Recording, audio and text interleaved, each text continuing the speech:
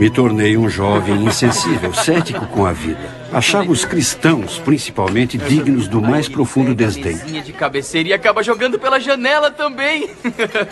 Bom, a garota fica perplexa, entende? Mas é profissional e acha que ele tem algum tipo de fetiche, alguma coisa desse tipo. Então ela continua tirando a roupa. Eu acho que a gente devia mudar de assunto. Por quê? Os alunos ali são cristãos e o professor também. E? Eles podem se ofender. Mas eles se ofenderiam por quê? É capaz de nem entenderem a piada. Sabe, os cristãos têm dois cérebros, não tem? Um se perdeu e o outro saiu à procura dele. Então, você quer que eu termine a piada? Eu tenho uma melhor pra você. Tinha um homem cambaleando na floresta, totalmente bêbado, quando dá de cara com um pregador que está batizando alguém num rio. Ele se aproxima do pregador, que sente o bafo de álcool e diz: "Você está disposto a encontrar Jesus?" E o bêbado responde: "Com certeza." Então o pregador pega ele pela nuca, enfia a cabeça dele no rio, puxa de volta e diz: "Encontrou Jesus?" E o bêbado cospe um pouco de água e diz: "Não, não." Então o pregador fica meio chocado. Aí ele pega o sujeito pela nuca, enfia na água de novo, segura ali por um tempinho, puxa de volta e diz: "Pelo amor de Deus, irmão, você encontrou Jesus agora?" O bêbado enxuga os olhos, respira fundo e diz: "Não, senhor, eu não encontro em lugar nenhum." Tem certeza que foi aqui que ele caiu? Gostou da piada? Talvez você saiba uma melhor. Ou talvez você saiba uma história muito boa como Jonas e a baleia. Ah, não, essa é muito fraca. Que tal Noé e seu transatlântico? Bem-vindo à nossa mesa, senhor McDowell, se não estiver enganado. É isso aí. É bom estar aqui. Sabe, o que há com vocês, cristãos? Como assim? Pois é, entende, todo mundo sabe quem vocês são. E que só existe meia dúzia de vocês e mais você e um outro professor. Eu andei observando. É mesmo? É. Uma coisa que eu não entendo. O que os faz pensar que são tão diferentes de todos nós? Diferentes? É, bom, algumas de vocês são bonitas, eu admito. Muito bonitas. E parecem felizes quase todo o tempo. Foi lavagem cerebral? Sei lá, deve ter sido isso. Nós temos vida nova. Vida nova, mas como? Vocês reencarnaram ou sei lá, como conseguiram? Em Jesus Cristo. Ah, me faz um favor, não me venha com esse lixo. Disse lixo? É, a Bíblia, a igreja, é só religião. E se tem uma coisa que eu não tolero, é religião. Mas eu não disse religião. Eu disse Jesus Cristo. Jesus Cristo? Que porcaria é essa? Nós temos vida nova em Jesus Cristo. Jesus Cristo o quê? Mesmo que ele tenha existido, como pode um homem que viveu há 2000 anos influenciar a vida de alguém ainda hoje? Eu acho que isso você tem que descobrir. E o que tem pra descobrir? Ler a Bíblia e ter fé em contos de fadas? Ah, por favor, gata, você é mais esperta que isso. Na verdade, se você desmentisse a ressurreição, provaria totalmente seu argumento. O quê? A ressurreição, que Jesus Cristo se levantou mesmo do túmulo. Se provar que isso nunca aconteceu, vai desmascarar o cristianismo. Prove que é como você diz que é, mitos e contos de fadas.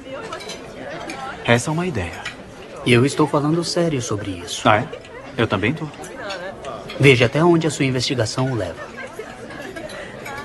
Foi bom conversar com vocês.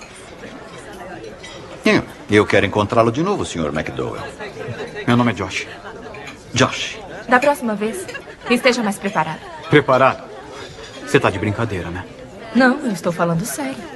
Ah, é, vamos ver o que eu consigo provar. E não fiquem bravos comigo quando eu fizer todos vocês de palhaços. De jeito nenhum. Tenham uma boa tarde. Sabe, eu pediria que votassem em mim nas eleições estudantis, mas vocês são tão poucos que talvez nem fizesse grande diferença.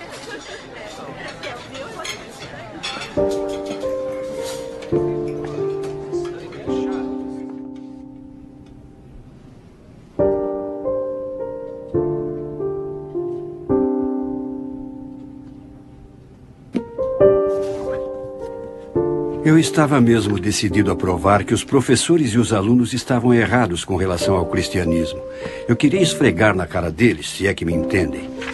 O problema era que não tinha material suficiente na biblioteca do Kellogg College para provar minhas ideias. É engraçado como essas coisas acontecem. Comecei a alimentar a ideia de ir à Europa para estudar os manuscritos originais, que eu sabia estarem em algumas das bibliotecas de lá. Estávamos no início do verão de 1958. Eu tinha meu próprio dinheiro, isso não era problema.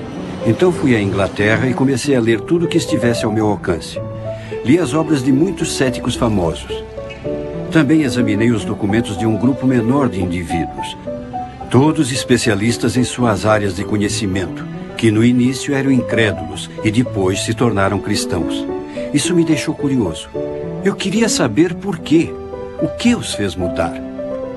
Havia o Lord Lyttelton, que se tornou ministro da Fazenda, Gilbert West, Sir William Ramsay, Frank Morrison, C.S. Lewis, todos cultos e bem-sucedidos. E céticos, que se tornaram crentes depois de estudar os indícios com muita atenção.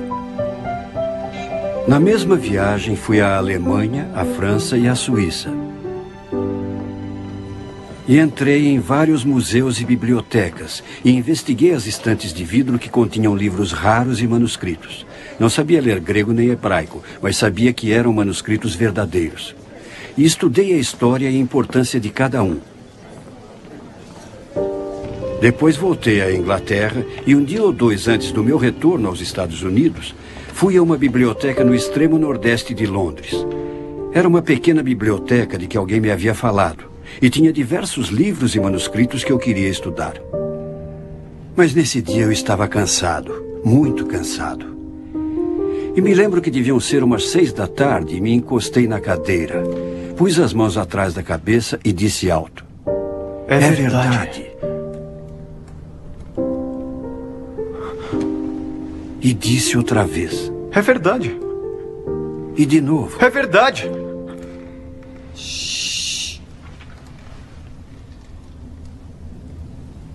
Quando comecei a viagem, eu era um aluno universitário prepotente e irritante, que achava que os cristãos eram cabeças de vento.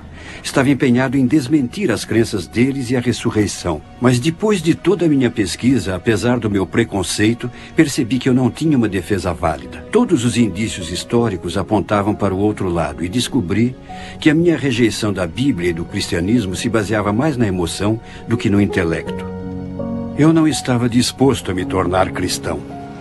Mas tinha de admitir que havia fortes indícios a considerar. Indícios que exigiam uma decisão.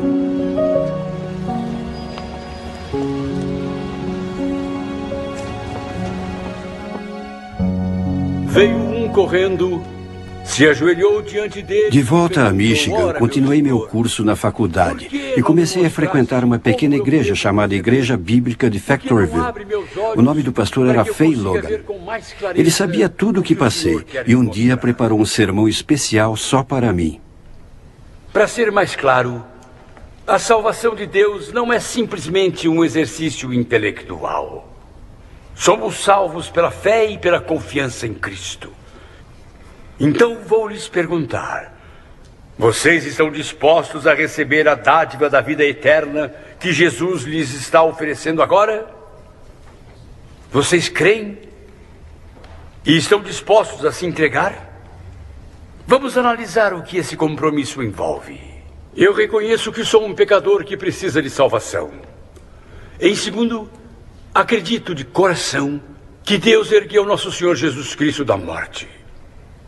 E terceiro, confesso que Jesus Cristo é o meu Senhor e meu Deus. Eu sabia que tinha de responder, mas não conseguia. Estava com medo. Eu tinha um receio persistente de que se recebesse Cristo como Salvador e Senhor, eu cometeria suicídio intelectual. Eu tinha medo do que meus amigos iam dizer. Eu tinha medo do que pensariam.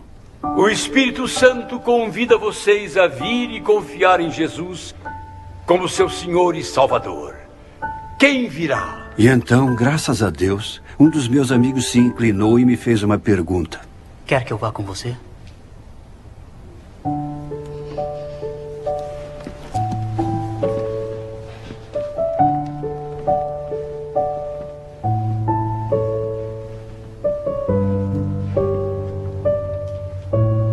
Há quem pense que me tornei cristão pelo caminho intelectual.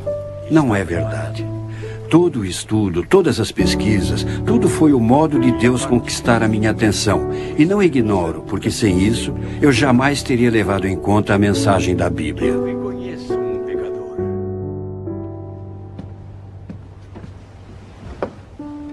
Josh, esta Bíblia é sua.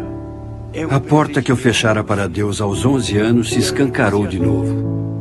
E comecei a aprender que Deus é amor e me ama, que tem paixão pelo relacionamento que tem comigo. E daquele dia em diante, com a ajuda do pastor Logan, comecei a aprender sobre a vida cristã. Se você seguir o que eu estou te dizendo.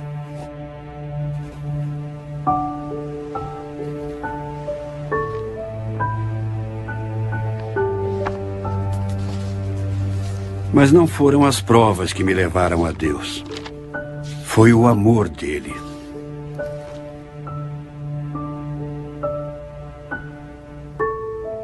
Porquanto com amor eterno te amei, por isso com benignidade te atraí. Foi isso que Deus, em misericórdia, fez por mim.